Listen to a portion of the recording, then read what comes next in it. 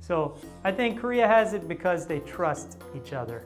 Different countries, I don't think you trust someone with $20,000 or $200,000. 안녕하세요. 저는 케일럽입니다. 반갑습니다. In America, you can find at every mart you can find the best cheese all over, so many cheeses. But in Korea, if you want like something like cheese or sausage, like really good version, you have to go to a special place.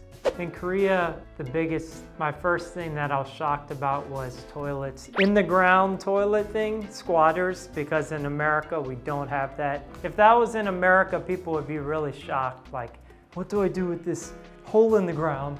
It's kind of just a hole in the ground, so that was the most shocking thing, I think, for me. Number 1 is postpartum culture.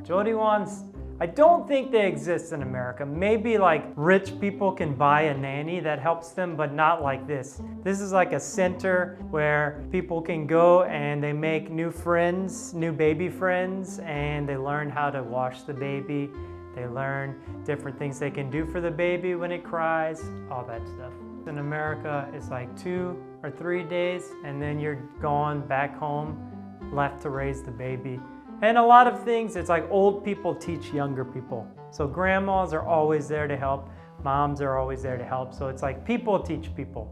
But in here, you have professional people teaching. So it's very helpful, I hear. My friends did it and they said they loved it. Like it was so good care here. If foreigners lived here, maybe they would give it a try, but I don't think there's many English speaking ones, so that would be the hard part.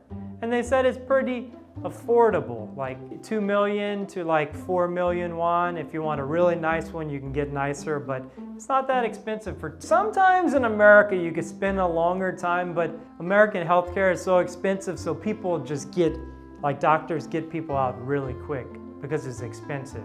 But yeah, any type of recovery is good because you just had a baby ripped out of you. Number 2 is the Korean melon. Whenever I came here, I was so confused on what this was. I had no idea. Was it salty?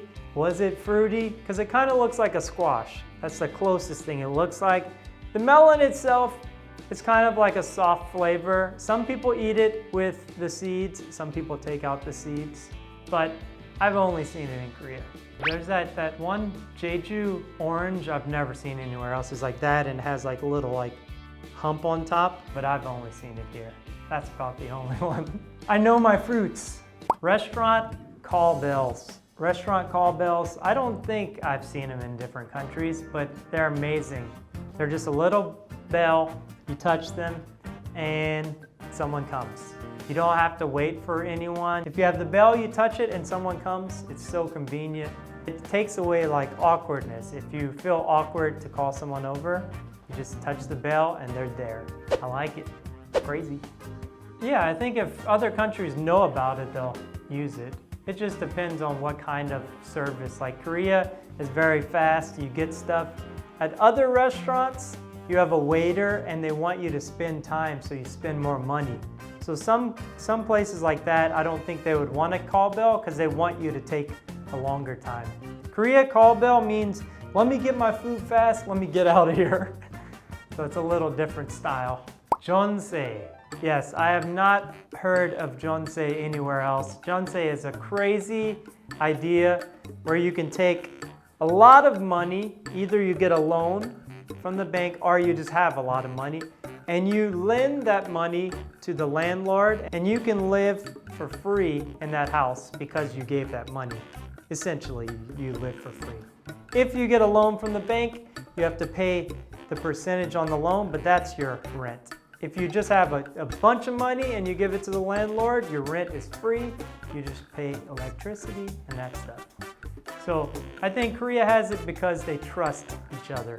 Different countries, I don't think you trust someone with $20,000 or $200,000. I have 전세 at my house and it's a miracle. I have a 2-floor house and I don't spend that much money.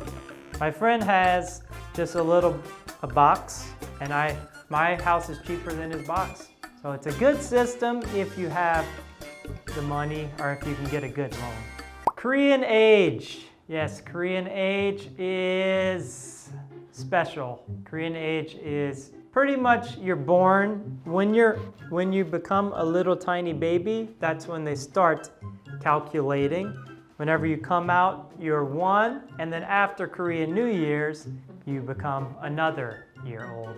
So I am 2 years older than my current birthday. So I'm gonna be 30 this year, but I'm 31 already. Because I'm turning 30 this year, it doesn't catch up. So I'm 31 Korean age, but I'm 29. So I think most foreigners choose not to think like that because they want to feel younger. But Korean age, it makes you a little bit older.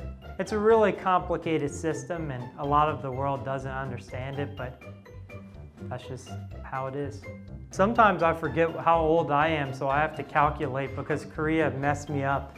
So I just have to think like, how old am I? Okay, good, I'm still 29. I'm not in the 30s. There's nothing wrong with being in the 30s, but I'm not ready to go yet. So, these are the top 5 things that only exist in Korea. If you like this video, please subscribe to the channel and watch more. Leave a comment of what you think's crazy. See ya.